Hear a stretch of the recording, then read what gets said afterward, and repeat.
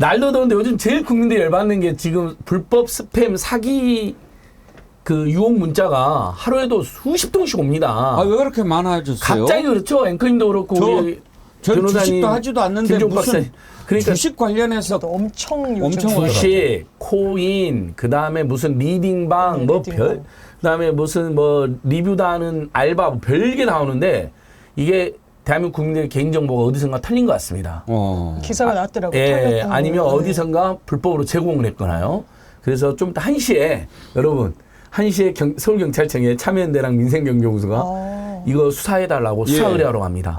이거 진짜 뿌리 뽑아야 됩니다. 살 수가 없습니다. 근데 그 문자의 상당수가 대부분 보이스피싱 아니면 사기 유도 문자입니다. 그러니까 이건 당하는 문자 오는 것도 심각한데 그거 혹시 잘못하면 몇 천만 원, 몇 억을 날리는 분들이 피해가 속출하고 있어 더 큰 문제입니다.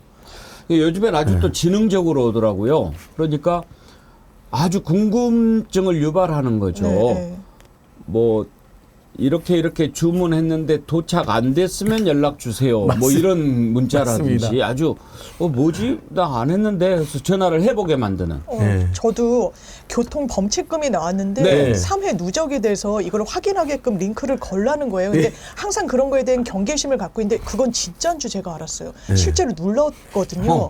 그랬더니 거기에 또 무슨 정보를 기입하도록 돼 있어서 어머 이거는 좀 보통의 경찰청 그런 것과는 구동이 다르다라고 해서 멈췄는데 그래도 이거 진짠가? 라고 해가지고 앱까지 깔아서 내가 혹시 뭐 교통 위반을 한 게 있는가 했더니 없었고 찾아봤더니 이거 보이스 피싱 같은 건데 그 부분도 그래서 휴대전화 소액 결제를 그때는 영원으로 만들려고 누가 조언을 해주셔서 그렇게 조치를 했습니다. 똑똑이 장윤희 변호사도 그렇게 당할 정도면 너무 감쪽 같아요. 당할 뻔한 거지만 네. 귀하의 물건이 세간에 걸려 있답니다. 예.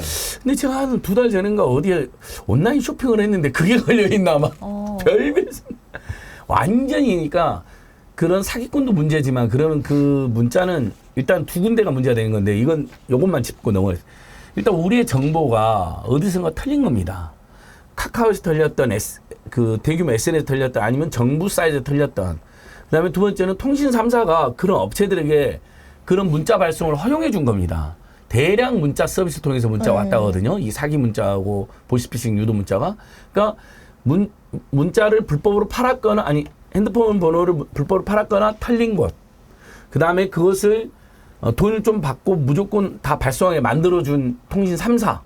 이 양쪽 다 철저한 수사를 받고 정말 우리 국민들 너무 이것 때문에 스트레스 받으시더라고요. 그리고 피해자가 속출하고 있고요. 뿌리 뽑아야겠습니다. 저는 그냥 지워버려요.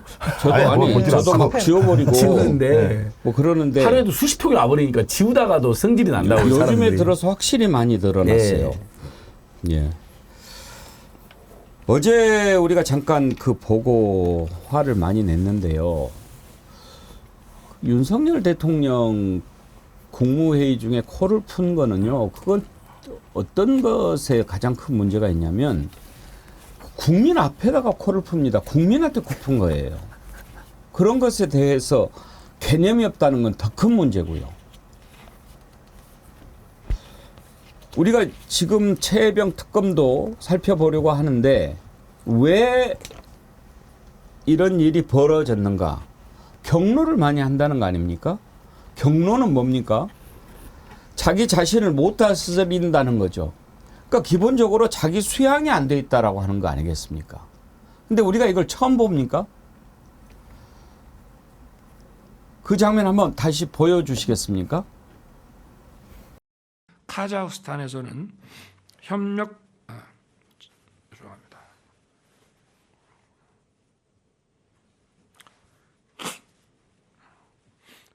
전력산업 협력에 관한 죄송합니다.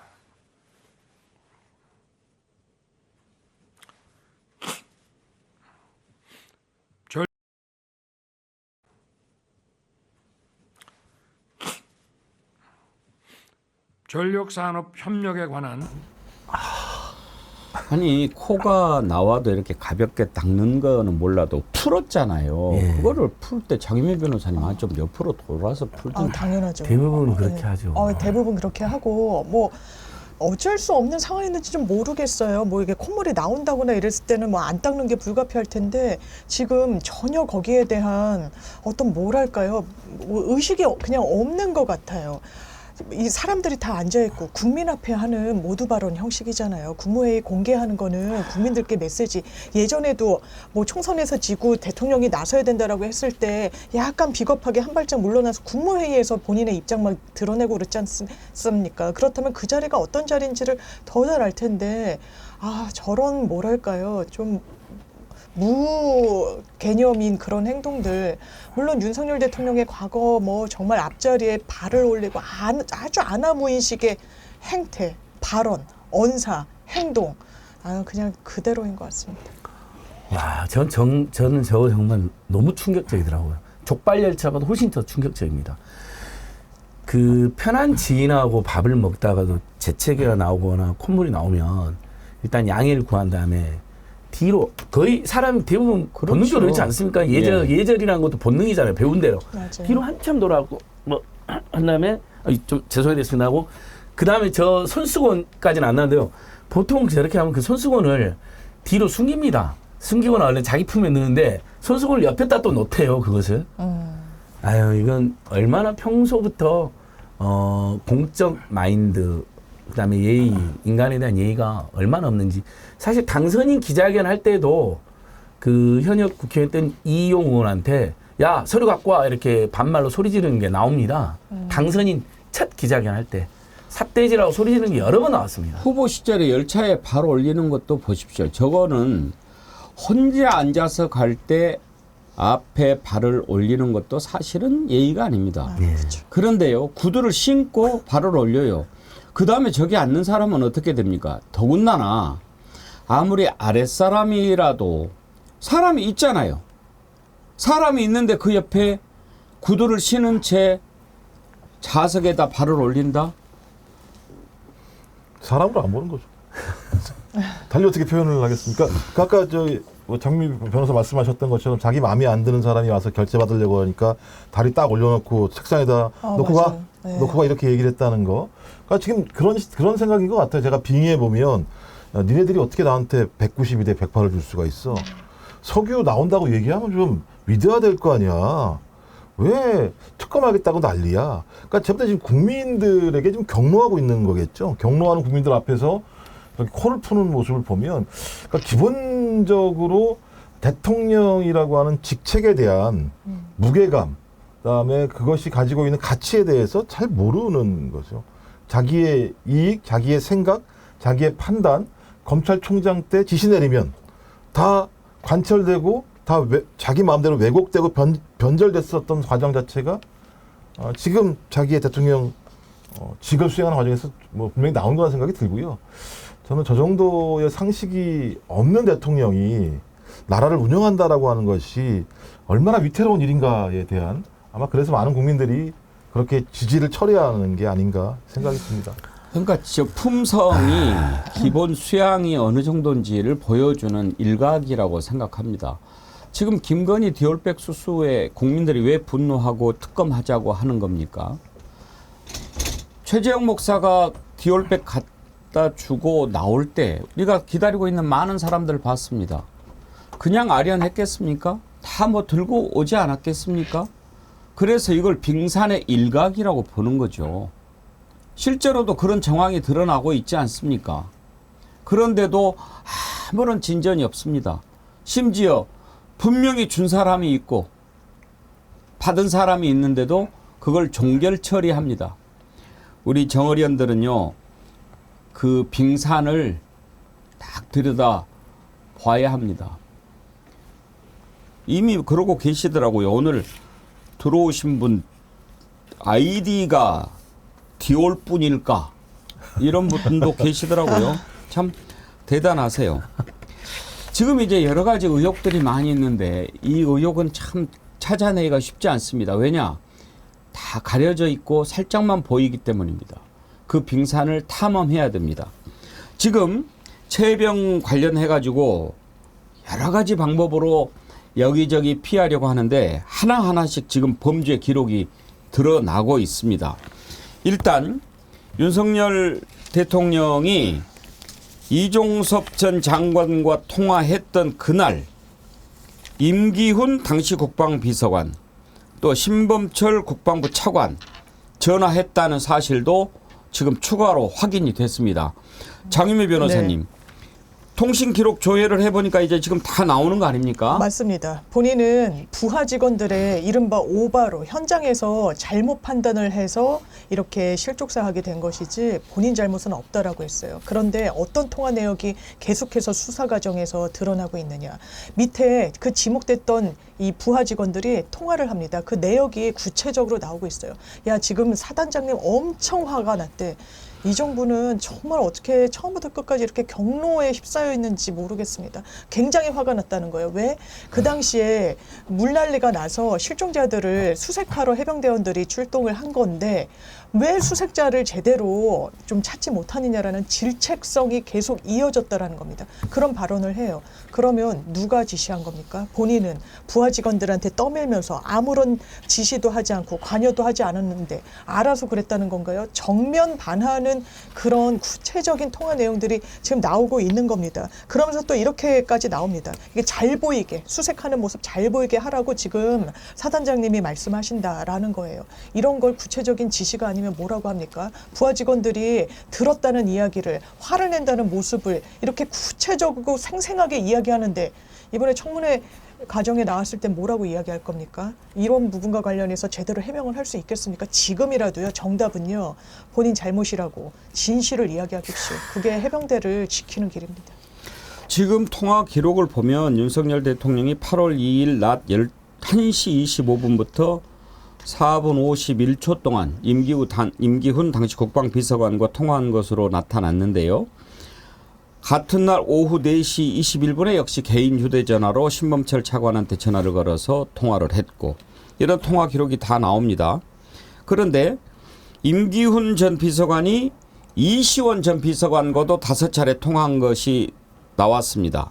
그런데 이 전 비서관과 두 번째 통화한 뒤에 또 윤석열 대통령한테 걸려온 전화를 받고 그래요. 김종국 원장님, 이때가 지금 윤석열 대통령 휴가 날이었거든요. 근데 휴가 중에 이렇게 전화 통화를 열심히 했다. 이건 뭘 의미하는 걸까요?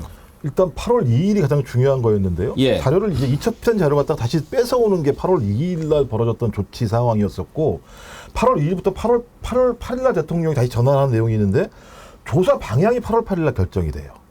그러니까 이때부터 수사를 이런 방향으로 가라. 그리고 국방부 조사본부가 조사를 하게 해라라고 얘기하거든요. 저는 8월 2일부터 8월 8일까지 이런 지침들을 갖다가 방향을 바꾸게 했던 과정으로 보이는 거고 이 과정에서 아마 상층부에서 굉장히 많은 토론 아니면 전화 통화들이 이루어졌을 거라는 생각이 분명히 드는 거죠. 저는 그래서 이제 세 덩어리인데요. 지금 나오고 있는 게 7월 중순에 임 사단장이 벌였던 잘못된 행위.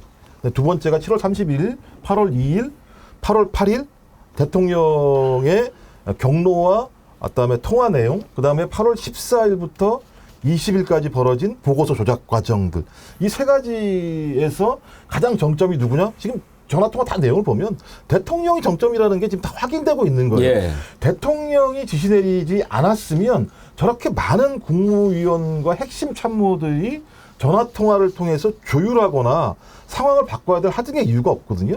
그럼 저런 정황 자체의 가장 정점이 대통령. 그러면 저는 뭐 공수처가 지금 쫄아서 못하는지 모르겠습니다만 대통령 핸드폰 확보를 해야 돼요. 가장 중요한 부분들은. 네. 그게 확보가 돼야 이 사건의 실체가 밝혀질 수 있는데 거기에 대한 압수수색을 아직 못하고 있는 상황이지 않습니까? 그 다음에 이종석 전 국방부 장관이 내놨다고 하는 핸드폰은 깡통폰이잖아요.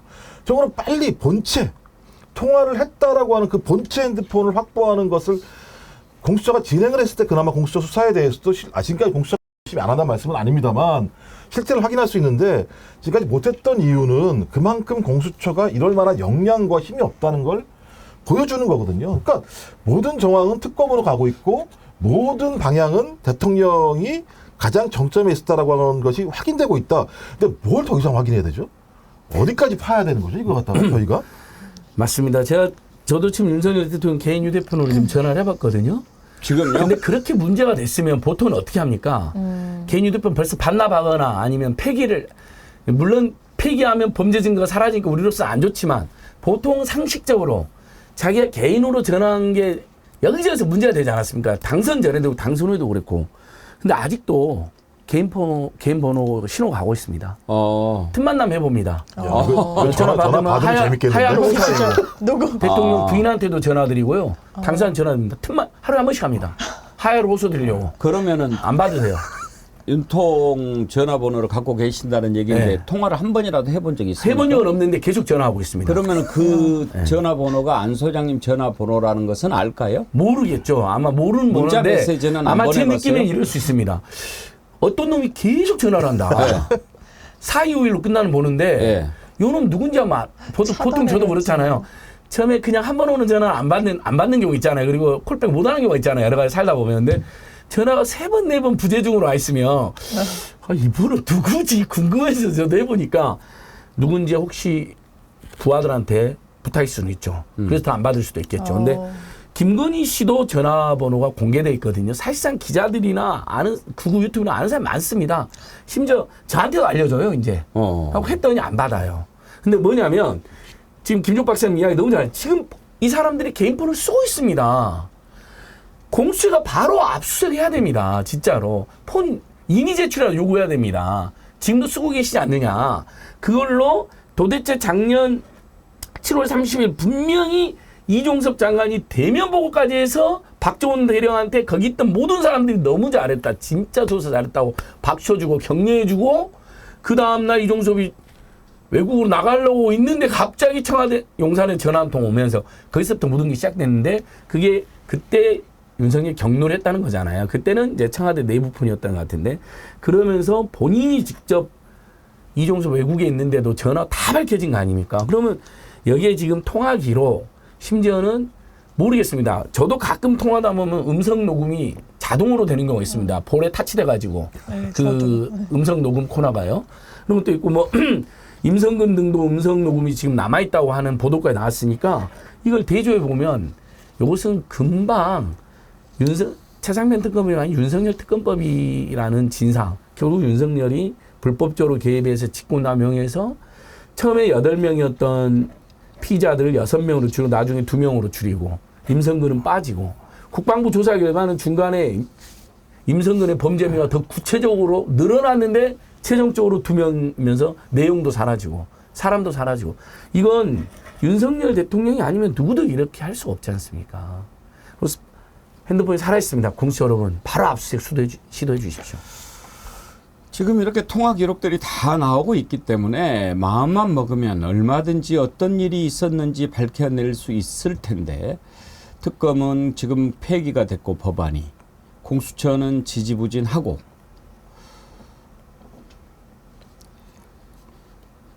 지금 임성근 사단장이요. 부하들이 과도한 의혹을 부려서 이런 일이 일어났다라고 책임을 돌리고 있는데 참 비겁한 군인입니다. 이런 지휘관을 어떻게 지휘관으로 삼고 일을 해왔을까 놀랍기 그지없습니다. 당일날요. 이 임성근 사단장이 현장 지휘관들한테 크게 화를 냈다 하는 사실도 추가로 공개가 됐습니다. 다 나옵니다. 다 나와요. 그 내용 한번 들어보시죠. 어제 사단장님이 포상대대 지역 가갖고 엄청 화를 많이 냈대. 그러니까 발견 가능성을 염두해서 이렇게 부대가 운영돼야 되는데 칠화단장도 설명을 안 해준 거야.